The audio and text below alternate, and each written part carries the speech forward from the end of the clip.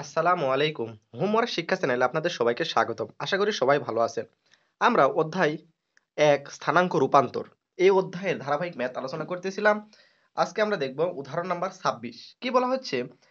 ১৭x² plus ১৮xy minus 7y square minus ১৬x minus ৩২y মাইনাস ১৮ ইকুয়াল 0 সমীকরণ হইতে x আর y এবং xy মানে দুইটা একসাথে এবং xy যুক্ত পদগুলি অপসারণ করিয়া রূপান্তরিত সমীকরণ নির্ণয় করতে হবে। ঠিক আছে? তাহলে প্রথমে আমরা xy এর তুলনা করব। তুলনা করে যে মানটা পাবো সেখান থেকে আমরা xy এর পদ অপসারণ করব। ঠিক আছে? মানে আলফা বিটা যেটা নির্ণয় করা সেটা নির্ণয় করব।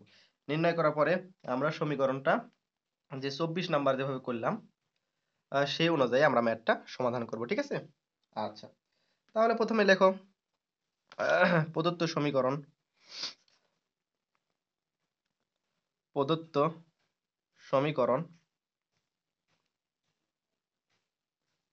প্রদত্ত সমীকরণ ১৭x² প্লাস ১৮xy মাইনাস 7y স্কয়ার মাইনাস ১৬x মাইনাস ৩২y ইকুয়াল মাইনাস ১৮ ইকুয়াল 0। এটাকে ১ নাম্বার সমীকরণ দিলাম। ঠিক আছে? এটাকে আচ্ছা এখানে ১ এখানে কে দিলাম? ঠিক আছে? কে দ্বিঘাত দ্বিঘাত সমীকরণ সমীকরণ দ্বিঘাত সমীকরণটা কেমন? যেরকম ax² plus 2hxy plus by square plus 2gx plus 2fy plus c equal 0 এর সহিত তুলনা করে পাই।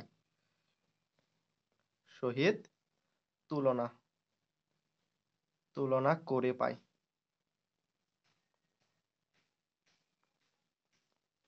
আচ্ছা, এটা সহিত তুলনা করে পাই। এখন এখান থেকে আমরা a b এর মান নির্ণয় করব। ঠিক আছে? আচ্ছা, তাহলে a ইকুয়াল কত হচ্ছে? ১৭। তাহলে a ইকুয়াল ১৭। তারপরে কি নির্ণয় করা যায়? h 2h। ঠিক আছে? তাহলে 2h 2h ইকুয়াল কত আছে? এখানে আছে 18। ঠিক আছে? তাহলে 18 তাহলে 18 যদি 2 টা ভাগ দাও তাহলে 9 দুগুণ 18 হয়। ঠিক আছে? তারপর এখান থেকে b এর মান নির্ণয় করা যায়। b এর মান হচ্ছে -7। b এর ইকুয়াল -7। ঠিক আছে? আচ্ছা, আবার আসলাম পরের মানগুলা c। আচ্ছা, c ইকুয়াল কত দেখো তো? c equal -18। ঠিক আছে? তাহলে -18 লিখলাম। আর 2g ইকুয়াল কত আছে? -16।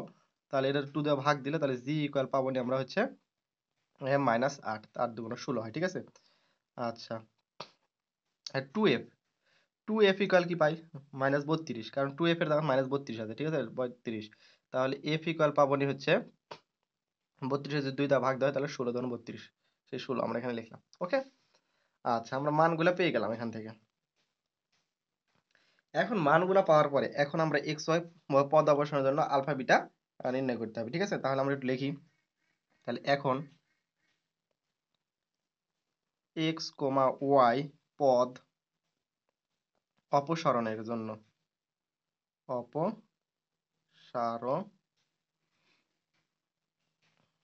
জন্য মূল বিন্দুকে আলফা বিটা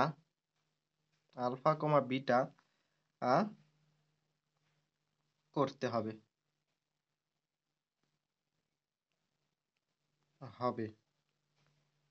এক্ষেত্রে আমরা পাই। এক্ষেত্রে আমরা কি পাবো? যে আলফা বিটার সূত্র আমরা কিন্তু জানি, সবাই জানি। ঠিক আছে? এই সূত্রটা আমরা একটু দেখাই। যে এই যে আলফা বিটার সূত্র a is f minus bc divided by ab minus s square আর a is d minus af divided by ab minus s square. এটা হচ্ছে সূত্র। ঠিক আছে? এই সূত্রতে আমরা এখন মানগুলা বসায় আমরা এখান থেকে আলফা বিটা নির্ণয় করব। ওকে? আচ্ছা, তাহলে আলফা ইকুয়াল কি? hf minus bg divided by ab minus s square. আর বিটা ইকুয়াল কি? Beta equal hg minus af divided by ab minus h square. Okay? আচ্ছা, এখন আমরা এখান থেকে যে মানগুলা পেয়েছি, সেই মানগুলো এখানে আমরা এখন বসাবো। এইচ এর মান কত? এইচ এর মান হচ্ছে 9, আর এফ এর মান কত? -16, ঠিক আছে? মাইনাস বি এর মান কত? বি এর মান হচ্ছে -7, -7, জি এর মান কত? -8, ওকে? আচ্ছা, এ এর মানটা হচ্ছে 17, ইনটু হচ্ছে বি এর মানটা কত? বি এর মান হচ্ছে -7, ঠিক আছে? -7 মাইনাস এইচ এর মান কত? এইচ স্কয়ার, কিন্তু এখানে এইচ এর মানটা হচ্ছে আচ্ছা, এইচ এর মান হচ্ছে 9 এর উপর স্কয়ার, ঠিক আছে? 9 এর উপর স্কয়ার। এখানে beta equal alpha equal beta, beta H এর মানটা বসাও। আর এইচ এর মানটা হচ্ছে 9 ইনটু জি এর মানটা হচ্ছে -8, মাইনাস এ এর মানটা হচ্ছে 17, আর এফ এর মানটা কত? এফ এর মানটা হচ্ছে -16, ডিভাইডেড বাই এ এর মানটা কত? 17, আর হচ্ছে বি এর মান হচ্ছে -7, আর হচ্ছে এইচ এর মান হচ্ছে 9 এর উপর স্কয়ার দিয়ে দাও, ঠিক আছে? আচ্ছা, এখন আমরা একটু ক্যালকুলেশন করি এখানে, যে আলফা ইকুয়াল এটা যদি গুণ করি তাহলে 144 হয়। 16 ইন্টু 9 144, মাইনাস প্লাস, মাইনাসে মাইনাসে প্লাস, আর মাইনাসে মাইনাস হচ্ছে, ঠিক আছে? তাহলে 27টা 56। আচ্ছা, তাহলে এটার সাথে গুণ করো, দেখো কত আসতেছে। মাইনাস এখানে আমরা যদি ইয়ে করি তাহলে 7 17 119 হয়, ঠিক আছে? 119 মাইনাস এখানে 9 এর উপর স্কয়ার মানে 81 হয়, ওকে? বিটা ইকুয়াল এখান থেকে পাইতেছি হচ্ছে, এরকম গুণ করলে হচ্ছে 72, ঠিক আছে? 72 মাইনাস মাইনাসে প্লাস 200, এটা গুণ করো 272 হয়, ঠিক আছে? এখানে মাইনাস 119 মাইনাস এখানে 9 9 81, ওকে? আচ্ছা, আলফা ইকুয়াল পাচ্ছি তাহলে -200 ডিভাইডেড বাই, দুইটা যোগ করা হয়েছে, ঠিক আছে? নিচে হচ্ছে -200। বিটা ইকুয়াল পাচ্ছি এখান থেকে হচ্ছে 200 পজিটিভ 200, ঠিক আছে? Divided by -200। আচ্ছা, তাই এখান থেকে আলফার মান পাচ্ছি কি 1, কারণ এটা কাটা গেলে 1 হচ্ছে, তাহলে বিটা ইকুয়াল পাচ্ছি হচ্ছে -1, ওকে? এখন এটা আমরা পেয়ে গেলাম। এখন এখান থেকে আমরা নির্ণয় করব যে হচ্ছে হলো এক্স ওয়াই পদ অপসারণের পরে যে সমীকরণটা পাই, রূপান্তরিত সমীকরণ, সেটা লিখবো, ঠিক আছে? তাহলে মনে করি, আচ্ছা মনে করি এক্স ও ওয়াই পদ অপসারণের পর, পদ অপসারণের পর 1 নং সমীকরণের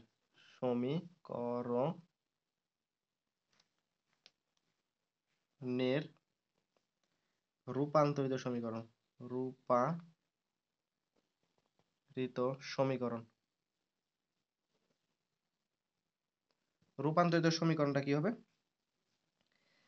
17 x square plus 18 x y minus 7 y square plus c one equal 0, ঠিক আছে? এটাকে আমরা 2 নাম্বার সমীকরণ দিলাম। এইটা যে এই সমীকরণটা আমরা এখন পেলাম, ঠিক আছে? এই সমীকরণটা কিভাবে লেখা হয়েছে? এই যে মূল সমীকরণ যেটা আমাদের বইতে দেওয়া ছিল, এই মূল সমীকরণের আমরা এক্স আর ওয়াই এর যে পদ আছে সেটা বাদ দিয়ে লিখছি, ঠিক আছে? আর এই 18 জায়গাতে আমরা সি ওয়ান ধরে নিয়েছি, ঠিক আছে? এখন ওই সি ওয়ান এর মানটা আমরা নির্ণয় করব।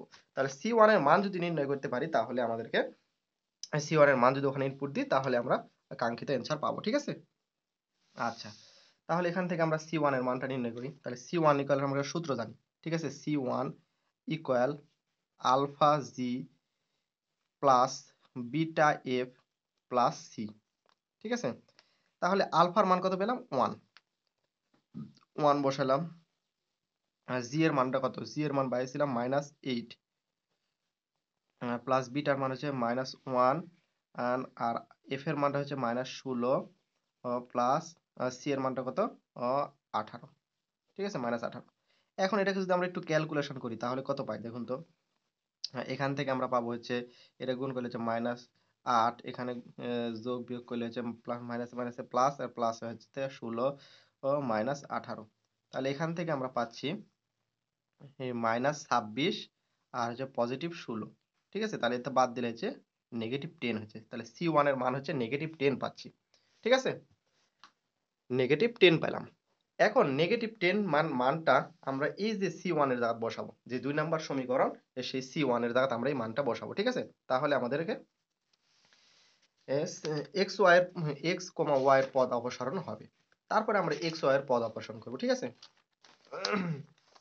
আচ্ছা, তাহলে এখন লেখো যে এখন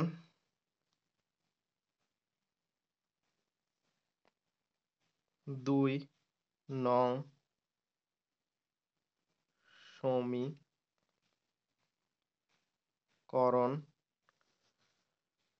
2 নং সমীকরণে C1 এর মান বসিয়ে পাই, মান বসিয়ে পাই। C1 এর মান বসাও, তাহলে মান বসালে কেমন সমীকরণটা দাঁড় হচ্ছে একবার আমরা লিখে দিলাম। আর 17 এক্স স্কোয়ার এর plus 18 x y minus 17 7 y square, আর এই যে C1 এর মান কত বের করেছিলাম -10, এই -10টা বসাই দিলাম ইকুয়াল 0। এটা যেটা পেলাম এটাকে আমরা 3 নাম্বার সমীকরণ দিলাম। ওকে, এটাকে আবার 3 নাম্বার সমীকরণ দিলাম। এখন এই 3 নাম্বার সমীকরণ থেকে আবার হচ্ছে এক্স ওয়াই এর পদ অপসারণ করব, ঠিক আছে? তাহলে এক্স ওয়াই এর পদ বলতে এই যে এটার পদটা অপসারণ করতে হবে এখান থেকে। ওকে, তাহলে আবার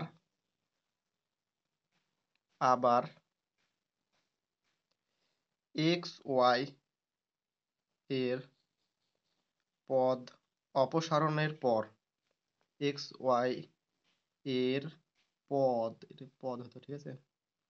পদ অপসারণের পর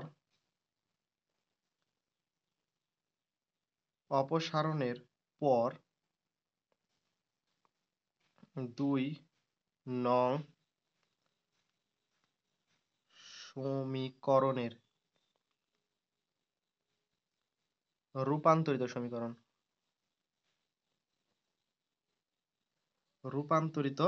সমীকরণ হবে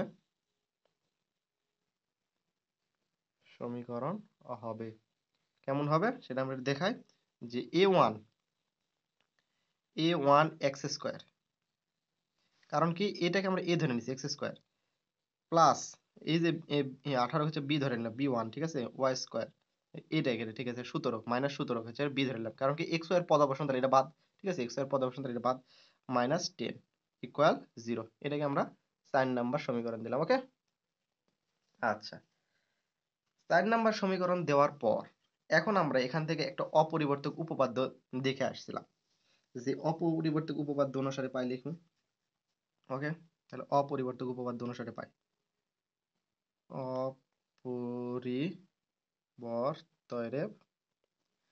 অপরিবর্তক উপপাদ্য অনুসারে পাই। এই অপরিবর্তক উপপাদ্য অনুসারে এটা আমরা কিন্তু থিওরাম 3 যেটা আমরা আলোচনা করেছিলাম সেখানে কিন্তু অপরিবর্তক উপপাদ্য পড়েছিলাম।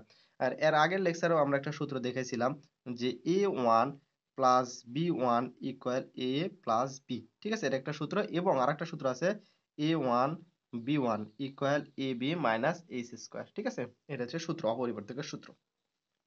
তাহলে এখন এখান থেকে মান বসাও। a এর মানটা আমরা উপাত্তে নির্ণয় করেছিলাম হচ্ছে 17, আর b এর মান করেছি -7, ঠিক আছে?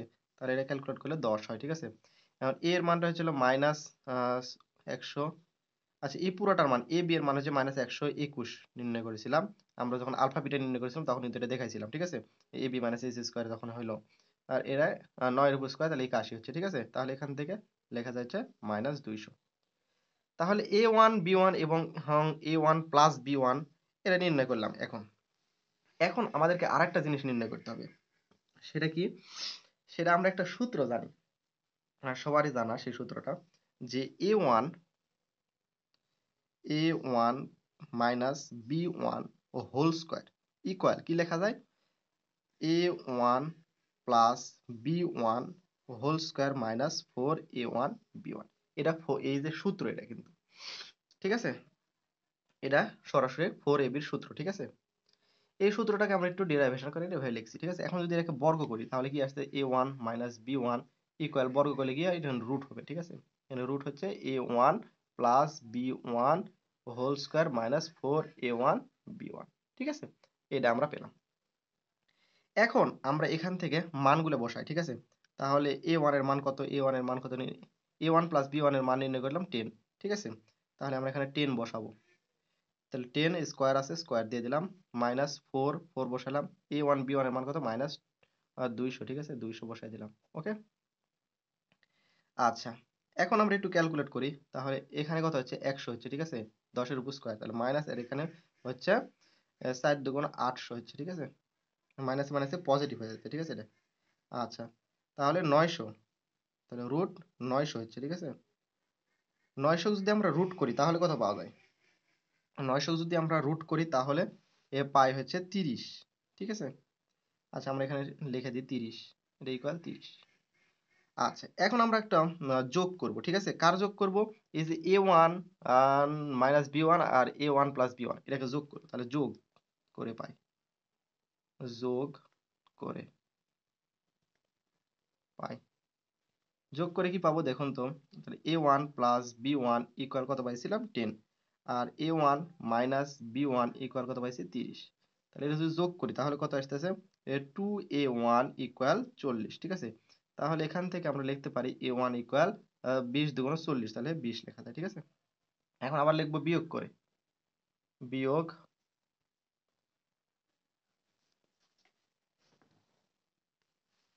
ওকে, বিয়োগ করে, বিয়োগ করে পাই।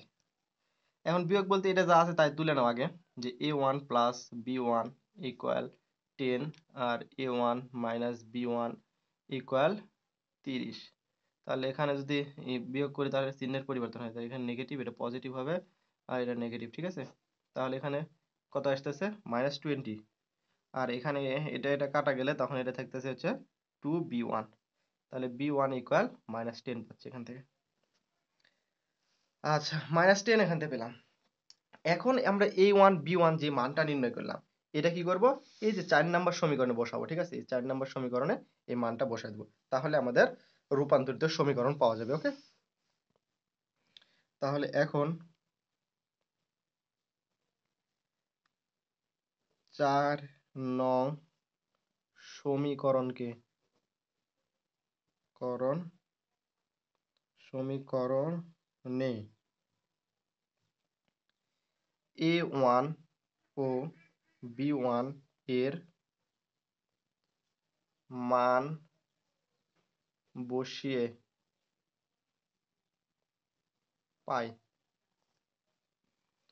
a1 b1 এর মান বসিয়ে পাই। তাহলে a1 b1 এর মানটা কি আছে সেটা দেখো। তো আমরা প্রথমে a আছে, a এর মান কত, 30 না 20 পাচ্ছি না? তাহলে 20, x স্কয়ার আছে, x স্কয়ার দিয়ে দিলাম, প্লাস b1 এর মান কত পাইছি, -10, তাহলে প্লাস মাইনাসে মাইনাস হতো, ঠিক আছে? এখানে মাইনাস হতো। আচ্ছা, মাইনাস কত, 10, 10 কত, y স্কয়ার, আর কত 10 তো দেওয়া আছে, এটা ইকুয়াল 0। এখন এখান থেকে আমরা 10 কমন নিতে পারি, ঠিক আছে? 10 যদি কমন নাও তাহলে কি আসতেছে, x square minus y square এ 2x স্কয়ার আসতেছে, ঠিক আছে? 2x square minus y square minus 1 equal 0। এখানে 10x যদি অপোজিট পার করে দিই তাহলে কিন্তু 10 0 এর সাথে গুণ হলে বা ভাগ হলে 0 হয়ে যায়, ঠিক আছে? তাহলে এখান থেকে আমরা সরাসরি পাচ্ছি 2x square minus y square minus 1 equal 0। তাহলে ইহাই, তাহলে অতএব ইহাই নির্ণেয় রূপান্তরিত সমীকরণ। এটাই আমাদের কাঙ্ক্ষিত অ্যান্সার। আশা করি সবাই বুঝতে পারছেন। আজকের মতো ক্লাসটা এখানে সমাপ্তি করতেছি। আল্লাহ সুবহানাহু ওয়া তাআলা আপনাদের সবাইকে ভালো রাখুন, সুস্থ রাখুন এবং আমাদের হোমওয়ার্ক শিক্ষা চ্যানেলের সাথে থাকুন।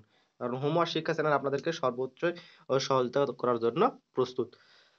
তো আজকের মতো এখানে সমাপ্তি করতেছি। আমাদের হোমওয়ার্ক শিক্ষা ফেসবুক পেজ, ইউটিউব চ্যানেল এবং আমাদের ওয়েবসাইটের সাথে থাকবেন। সেখানে সবকিছু আপডেট আমরা সবসময় জানিয়ে দিব। আর আপনারা পেইড ব্যাচে যুক্ত হয়ে সেখান থেকে আমাদের কোর্স নিয়ে উপকৃত হতে পারেন। তা আল্লাহ সুবহানাহু ওয়া তাআলা আপনাদের সবাইকে ভালো রাখুন, সুস্থ রাখুন। আসসালামু আলাইকুম ওয়া রাহমাতুল্লাহি ওয়া বারাকাতুহু।